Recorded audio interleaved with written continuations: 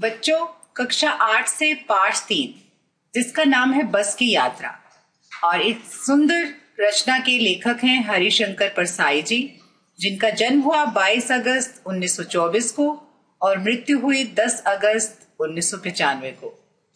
परसाई जी के द्वारा अनेक रचनाएं बहुत ही सराहनीय रही हैं और वे इस लेख के द्वारा, इस रचना के द्वारा अपनी ही व्यक्तिगत अनुभव का बखान करते हैं, जो कि है बस की यात्रा। वो एक बार एक बस के द्वारा अपनी यात्रा करते हैं और किस तरह की परेशानी इस यात्रा में उन्हें आती है, इस सब का अनुभव इस रचना के द्वारा दर्शाया गया है। एक बार वे बस से पन्ना के लिए जा रहे थे। बस बहुत पुरानी थी, जैसा कि यहाँ पर भी दर्शाई गई है। इस सफर में उन्होंने क्या क्या अनुभव किया, क्या क्या उनके साथ घटा, और उन्होंने परिवहन निगम की जो बसें होती हैं उनकी खस्ता हालत पर व्यंग्य किया है, और ये भी दर्शाया है कि किस तरह से वे अपनी बसों की देखभाल नहीं करते हैं, और एक हास्यास्पद तरीके से इस रचना को लिखा है। जब हम इसको पढ़ते हैं तो बहुत सी घटनाएं हास्यास्पद लगती हैं और बहुत ही रोचक हो गई है ये रचना उनकी। तो आइए हम भी चलते हैं उनकी इस यात्रा पर। आइए पाठ प्रवेश जानते हैं। जैसा कि इनका पाठ का नाम है एक बस की यात्रा, इस पाठ में लेखक हमें क्या बताना चाहते हैं, ये उनका व्यक्तिगत अनुभव है जिसको उन्होंने एक रचना, एक लेख की दृष्टि में दर्शाया है, जो कि बहुत ही हास्यास्पद घटना उपस्थित हो जाती है। आइए जानते हैं। सुप्रसिद्ध व्यंग्यकार हरिशंकर परसाई की जो ये रचना है बस की यात्रा, यातायात की दुर्व्यवस्थाओं। दुर्व्यवस्थाओं का अर्थ है बुरी व्यवस्था। जो हमारी परिवहन व्यवस्था है, यातायात की जो व्यवस्था है, वो बहुत जर्जर हो गई है, बुरी हालत में है।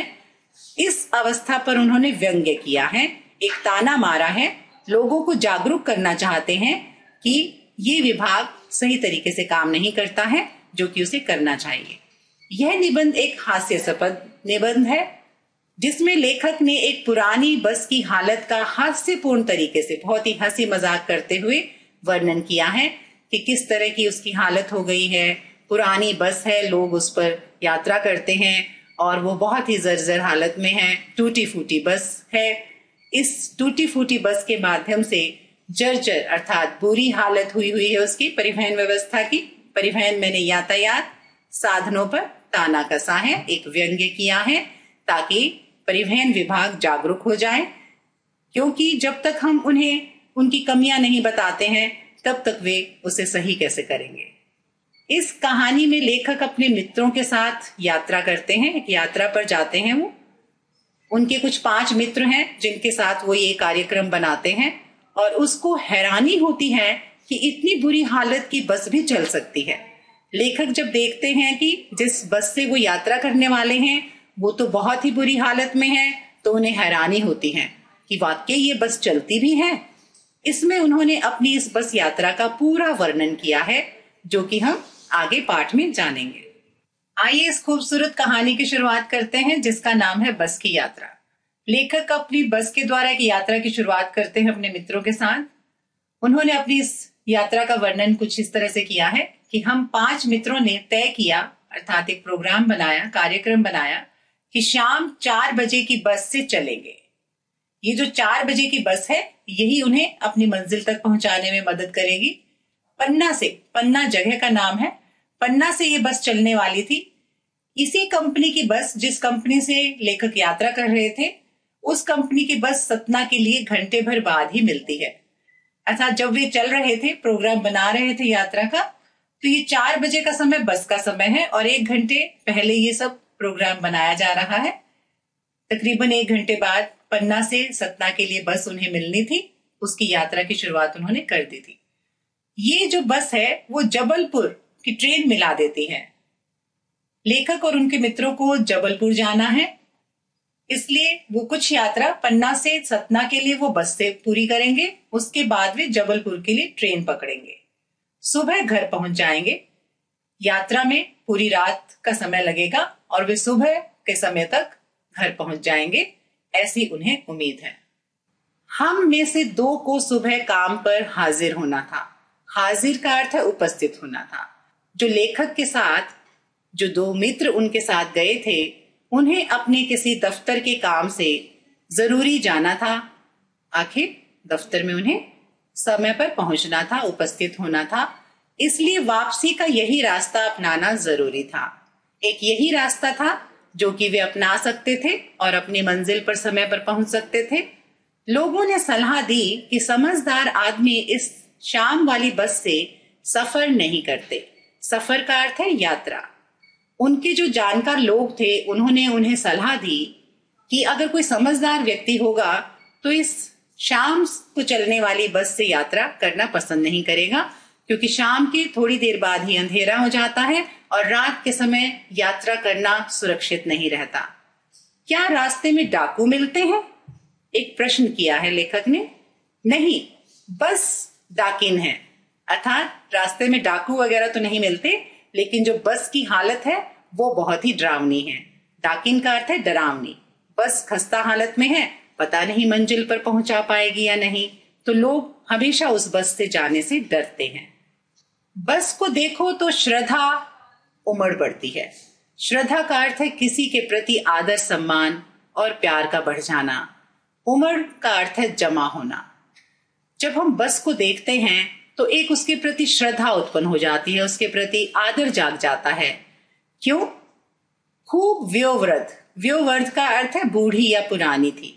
जिस बस से लेखक को जाना था वो बस बहुत पुरानी थी, बहुत सालों से चल रही थी, लोग उसके द्वारा बहुत अपनी यात्राएं पूरी कर चुके थे। व्योवृद्ध थी अर्थात वो बहुत बूढ़ी और पुरानी हो चुकी थी, इसलिए लेखक को उसके प्रति श्रद्धा उमड़ पड़ी। सदियों के अनुभव अर्थात बहुत से सालों के अनुभव के निशान लिए हुए थी। ये जो बस थी, निशान का अर्थ चिन्ह है। इस बस को देखने से ही यह अनुभव हो रहा था कि इस बस ने बहुत सारी यात्राएं की हैं, बहुत से लोगों को मंजिल पर पहुंचाया है। उसके निशान इस बस पर चिन्हित हो रहे थे, साफ दिखाई दे रहे थे, क्योंकि उसके शीशे, खिड़कियां और पूरी बॉडी टूट चुकी थी। कोई भी जगह ठिकाने पर सही चीज नहीं थी। खस्ता हालत हो चुकी थी उसकी, उसका इंजन आवाज कर रहा था। लोग इसलिए इससे सफर नहीं करना चाहते कि वृद्धावस्था अर्थात बुढ़ापा, जब कोई पुराना हो जाता है उसकी हिम्मत और शक्ति कम हो जाती है और उसे आराम की जरूरत होती है, उसे ज्यादा प्रयोग नहीं किया जाता। तो इसलिए वे यात्रा नहीं करना चाहते थे, क्योंकि बस बहुत पुरानी हो चुकी थी। ऐसी वृद्धावस्था में इसे कष्ट होगा। कष्ट अर्थात परेशानी। उस बस को कुछ परेशानी हो सकती है क्योंकि वह पुरानी हो चुकी है, वृद्ध हो चुकी है। यह बस पूजा के योग्य थी क्योंकि इसने बहुत सारे लोगों को अपनी मंजिल पर पहुंचाया था, बहुत ज्यादा सफर तय किया था, इसलिए ये बस पूजनीय थी। उस पर सवार अर्थात चढ़ाई करने वाले कैसे हुआ जा सकता है, अर्थात उस पर सवार कैसे हुआ जा सकता है? एक बूढ़ी और पुरानी बस के ऊपर सवार होने का कैसे सोचा जा सकता है, जबकि ये तो उसके आराम करने का समय है। ये इस तरह से दर्शाया गया है कि जैसे एक वृद्ध व्यक्ति बूढ़ा हो जाता है तो उसमें शक्ति कम हो जाती है, वो कार्य नहीं कर सकता जब वो जवान था। अर्थात जब ये बस जवान थी अर्थात युवा थी, ठीक ठाक हालत में थी, नई नवेली थी, तब इससे लोगों ने बहुत सफर किया है। लेकिन अब ये पुरानी हो चुकी है, वृद्ध हो चुकी है, तो लेखक को ऐसा लगा कि इस पुरानी वृद्ध बस पर कैसे चढ़ा जा सकता है, जबकि मेरे मन में तो इसके प्रति श्रद्धा के भाव उमड़ पड़ते हैं। बस कंपनी के एक हिस्सेदार का अर्थ है साझेदार, भी उसी बस से जा रहे थे जिस बस से लेखक अपनी यात्रा कर रहे थे। और ये जिस कंपनी की बस थी उसके जो हिस्सेदार थे, मालिकाना जो हिस्सा था उसमें, वो भी उस बस से यात्रा कर रहे थे। हमने उनसे पूछा, क्या पूछा? यह बस चलती भी है क्या? प्रश्न किया लेखक ने। उन्होंने उत्तर दिया, वह बोले, चलती क्यों नहीं है जी, अभी चलेगी, क्योंकि वे उसके मालिक थे और उन्हें उस पर पूरा भरोसा था। हमने कहा, वही तो हम देखना चाहते हैं कि यह कैसे चलेगी, अपने आप चलती है क्या यह? हाँ जी, और कैसे चलेगी? बस अपने आप चलती है, ड्राइवर इसे चलाता है, ये भी कोई पूछने की बात है? गजब हो गया। गजब अर्थात आश्चर्य हो गया। जो हिस्सेदार थे उन्होंने लेखक की बात पर आश्चर्य जताया और लेखक ने उनकी बात पर आश्चर्य जताया, क्योंकि उन्हें विश्वास ही नहीं हो रहा था कि इतनी पुरानी बस चलती भी है। इसीलिए वो पुनः कहते हैं, ऐसी बस अपने आप चलती है? ये तो कमाल हो गया। आप जब भी इस बस की यात्रा रचना को पढ़ेंगे, आपको अपनी बस की यात्राएं याद आएंगी। हम भी जब यात्राएं करते हैं, कभी कभी ऐसा हमारे साथ भी घटता है कि बस पुरानी है, रास्ते में खराब हो गई है, हमें उस पर विश्वास नहीं था पहले ही जो कि खराब थी। हमारे मन में तरह तरह के सवाल उठते हैं। ऐसा ही लेखक के साथ भी हुआ।